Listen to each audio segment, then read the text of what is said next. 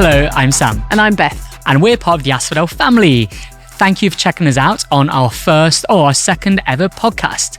So whether you're new to CrossFit or you're just looking to get some more tips and tricks wherever you do train CrossFit, our podcast may be for you. We're going to post an episode every second Monday, so please check us out. So this week, we're going to dive a little bit deeper into the main components of CrossFit and talk a little bit about how we get people involved in that. And then Sam's going to take us through what we can expect in the cycle for the next couple of weeks. Let's hope it's not even more burpees. Maybe a few minor burpees in there. Okay, so we've got the first dreaded episode out of the way, and somehow we've been dragged into a second episode. Way. It's probably not scaling, but we're just going like head first straight in there. Let's rock and roll. Let's have a go. Okay, Sam, so if you're talking to somebody who's never heard of what CrossFit involves before, how would you explain to them what CrossFit is? So CrossFit is built up from quite a lot of different components. We have metabolic conditioning, we have gymnastics, we have Olympic weightlifting.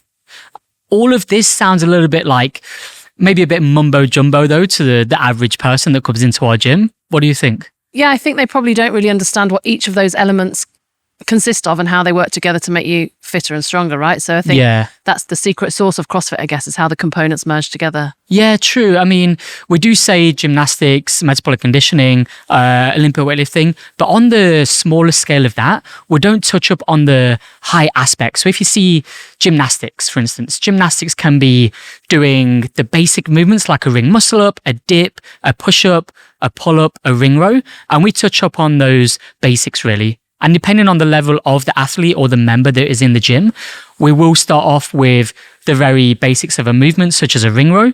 But then for the more advanced athlete, we can go to more of the advanced gymnastics movements. But for the gymnastics kind of Olympic athletes, this is still basic movements, if you kind of get the gist of it. So when you take your level 1, for example, they define CrossFit as constantly varied functional fitness at a high intensity. Yeah. How do those three elements of Olympic lifting, gymnastics, and metabolic conditioning create that constantly varied functional fitness at a high intensity? Yeah, we have the daily WOD, as everybody knows, probably everybody watching this podcast knows as well, the daily WOD, and we'll try and use those gymnastics, metabolic conditioning, and Olympic weightlifting in those daily WOD aspects.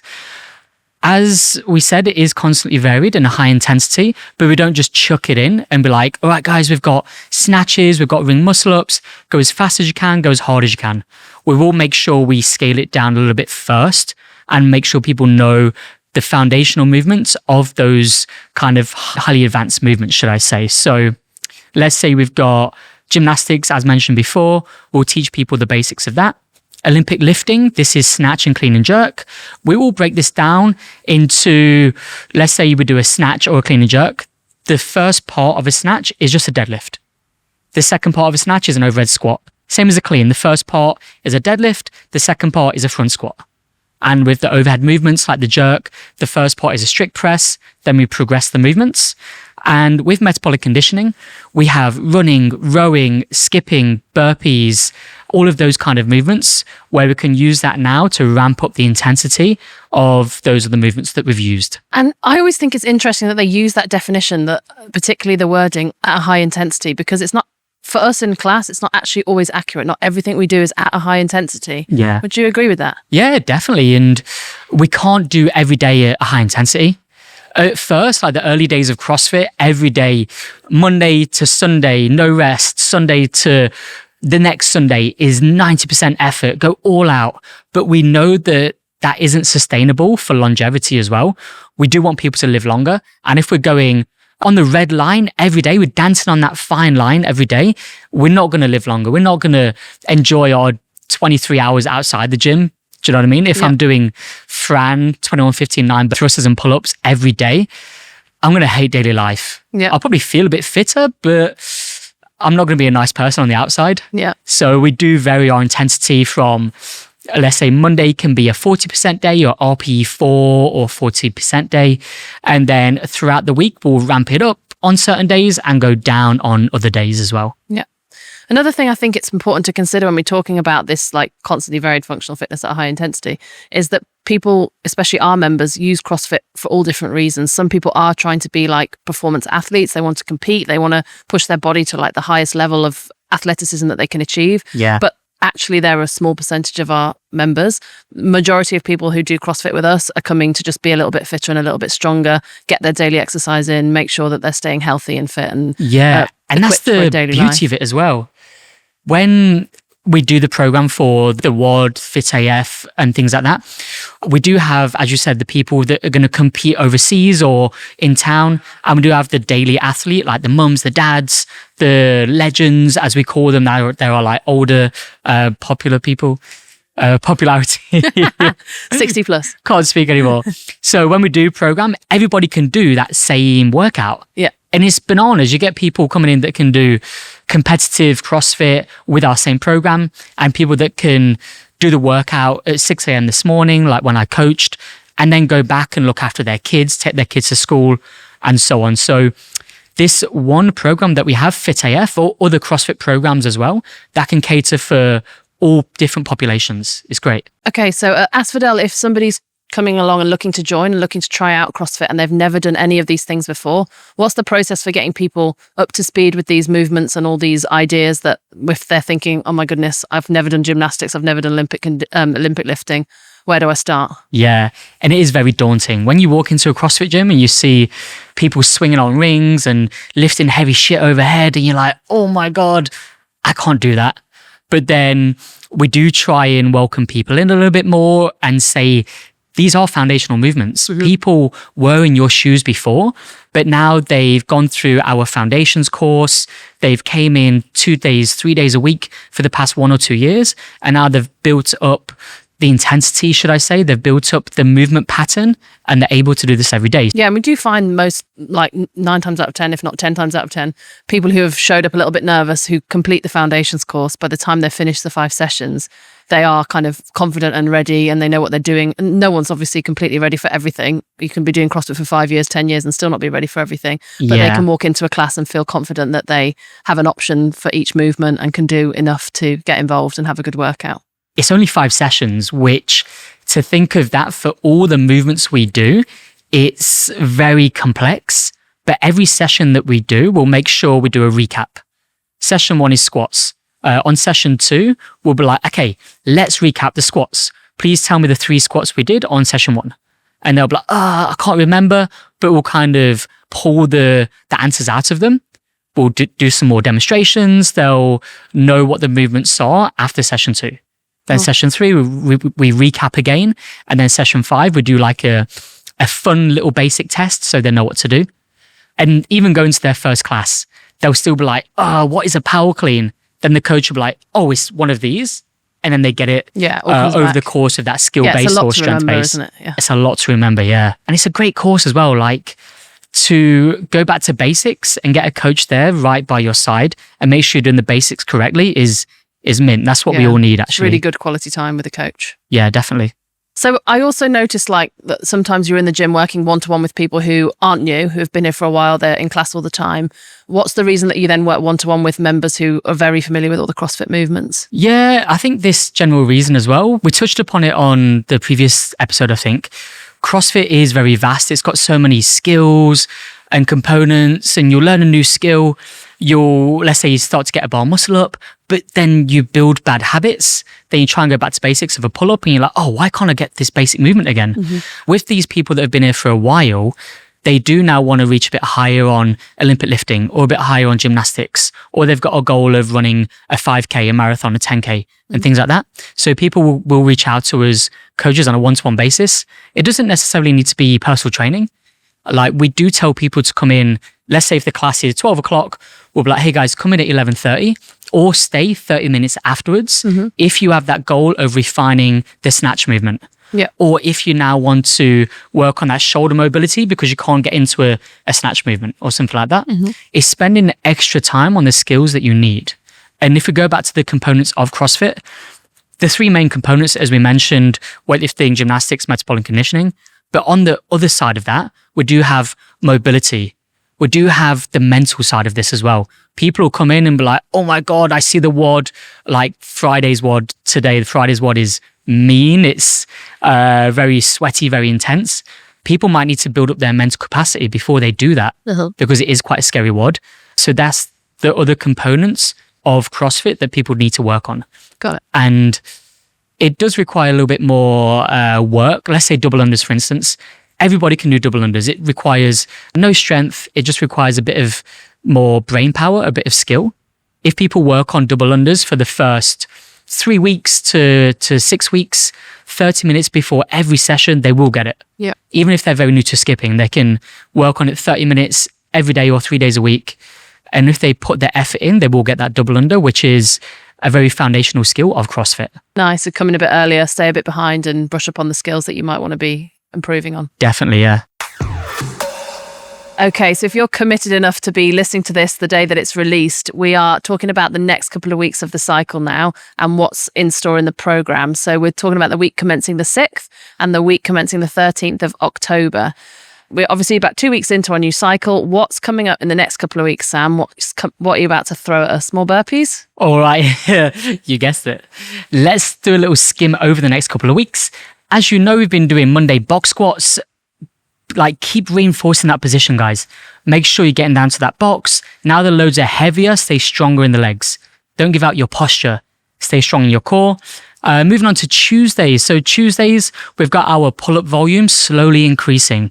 Whether you're doing kipping pull-ups, strict pull-ups, or ring rows, that kipping volume increases by 5% every week. So keep on that volume if you can. On Wednesday banded deadlifts are staying. So we've got 3x3 on banded deadlifts. With these banded deadlifts, it is hard in that top position. Your hands may hurt a little bit, but use hook grip. Hook grip will save lives, hopefully. And on Thursday, we're whipping those skills around. Before we did have bar muscle ups, but now we're going to take you upside down. As we talk about before with mechanics, consistency, then intensity, let's focus on those mechanics of being upside down first. Listen to the coaches, focus on those positions, guys.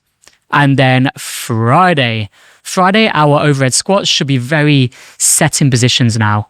3 sets of 3, continuous all the way through. Now start to add a little bit more load. Just a note on your overhead squats, a small target, maybe it should be around like 50% of your back squat weight or around 80 to 90% of your snatch weight, guys. So take that into account.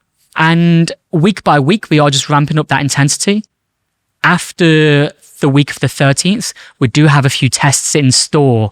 So keep your eyes peeled for those tests. So are you able to explain a little bit about why we're doing some of the movements that are showing up a lot in the program at the moment? So why box squats, why banded deadlifts, the big volume of kipping movements, for example? What's the reason that we're seeing those each week at the moment? Yeah, in the previous cycles, we've been building these up. As you know, we've done an ollie cycle. Now we've got the box squats. We want to get people stronger in that kind of parallel position. So before with the ollie cycle, we were sending people's hips all the way to the floor so they can catch a clean. But now we haven't strengthened the parallel position for a while. That's why we're doing box squats to reinforce that position. With the kipping pull-ups, we have been doing so much strict because our goal was to make sure everybody can do a strict pull-up, which as in general, people are getting their strict pull-up. Now we're going to start working those positions and build up the kipping pull-ups for them as well. Let's just touch upon one last one, guys. So for the banded deadlifts as well, the top position of the deadlift, we're trying to reinforce that. So if you imagine the band on the bar, on the first kind of pull to your knees, you won't really feel the band. But from your knees to your hips, that's going to feel very, very strong and tight. So that's going to reinforce that top part of the deadlift. And then once we've tested this, we're going to flip it on its ass and we're going to do deficit deadlifts. So we work the top half now, and then later on in the year, we're going to work the bottom half instead. So with the Metcons, I've noticed and I've been enjoying getting the barbell cycling back in the Metcons the last couple of weeks. So what's the plan with the Metcons for the next couple of weeks? Is there a goal with them? What are we working on at the moment? Yeah, so the Metcons in the past, they've been there, but they haven't been the center point of the programming because we've been working on strength, Olympic lifting, and so on. We haven't really been going like, hey guys, go crazy on the Metcons. But now we can rip off the plaster and go a little bit harder on the Metcons. If we look at our base level of fitness right now on a scale of let's say 1 to 10. Right now, we've not been focusing on Metcons. So we're probably as a whole, maybe a 5. Over the next 12 weeks, we're going to try and go from 5 to 5.5, 5.5 to 6. And then when we get round to the CrossFit Open in February, March, we're going to be primed and ready to go gymnastics, metabolic conditioning, Olympic lifting at high intensity, so we can showcase everything we've learned. Go to the games. Go to the games, definitely. Yeah. Or just the Aspodel games. The Aspodel games. Yeah, nice. Yeah, so in a nutshell, that's pretty much the fun bits and bobs that we've got. So all the burpees are for a reason, basically. Yeah, definitely. All those intense burpees, they will pay off. Okay, nice. Good to know. It's worth it. It's worth the pain. Okay, if you're still with us this far through episode 2, credit to you. Well done. Smashed it. RX plus for you. We'll wrap it up with our high-class wheel of fun and see what we've got in store today. Let's go, Sam. Spin the wheel. Let's give this wheel a little spin. 3, 2, 1. Hiya! Whoa. Okay, and it has landed on... Here we go. We're going to do this or that. And being as though I went last week, Beth is going to go this week. My turn this week. Okay. All right, Beth. Are you ready? I'm ready. I've got some bangers in the pocket. Have you? So we might have to question what you say. Don't make me offend anybody. All right, let's start nice and easy. You ready? I'm ready. Back squat or front squat? Back squat. Powers or squat? Power all the way. My squatting is terrible. Way stronger at power than... All right. Gymnastics or Olympic lifting? Ooh. Olympic lifting? I don't know, actually. That's a tricky one. Depends on the day of the week. Every hour on the hour, 5-meter handstand walk? Oh, yeah, that's true. I do a bit of a handstand walk every time I go to the toilet. Long metcon or heavy lifting? Long mech. Oh. Heavy. Oh, God, this is really hard. Okay. It's quick fire, this one. This. I'm not very quickly fired, am I? Heavy lifting. Swimming or running? Running. I did too much swimming in my childhood. I'm over it. True. Moving out of the gym, summer or winter? Winter in Hong Kong is the best. Summer in Hong Kong is pretty grim, isn't it? I mean, we all survive it because the winter is so beautiful. Winter. 7 a.m. or 8 a.m. class? 8 a.m, obviously. 8 a.m.'s the best. Poor 7 a.m.ers. Not that I have favourites, but it's my class. A few more. Strict pull-ups or kipping? Strict. I'm not very... Well, it's because it's what we've been doing. I feel like I'm stronger at strict than kipping at the moment, but maybe at the end of this cycle, my kipping will be better. Who knows? Aspodel Kennedy Town or Aspodel Central? Ooh! I mean, no shade to the Central crew, but I'm an original K-Town member. I used to live in Kennedy Town. That's why I joined Aspodel initially. So it's always got a special place in my heart. Yeah, I suppose this is your OG gym, hey? And shout out to Kai Tak too. Oh, yeah, Kai Tak. Actually, yeah. This or that and Kai Tak. Yeah, we love Kai Tak too, but it's just a bit far for me. All right, 2 more to go. I mean, this one's a given. Wall balls or burpees? You think that's a given? I don't actually know.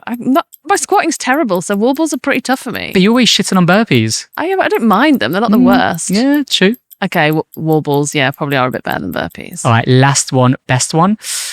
Ice bath or sauna? Sauna. It's not painful to get into a sauna. It's painful to get into an ice bath. It is, yeah, I agree. Yeah, ice bath always gives me the willies. Yeah. No. Small willies. Yeah, sauna. True. All right. Thank you, Beth, for being a good sport on the this or that. I suppose it's off the hot seat. Off the hot seat and back onto me in a couple of weeks. That's it for this week. Thanks again for listening and sticking with us. Yeah, it has been a cracking second session, if I must say. Let us know your thoughts, comments, requests, anything you want to hear on the podcast. Just let us know inside the gym. You can also catch us on Facebook, Instagram, WhatsApp, and the gym floor. And don't forget, if you hit subscribe to this podcast wherever you listen, you will get the new episode every 2 weeks, not every week, every 2 weeks. Every 2 weeks. Don't forget, we're also doing this as a video now. So if you want to see more of our faces, you can also watch it on YouTube. Lucky you. Anyway, see you next time. See you next time. Bye-bye.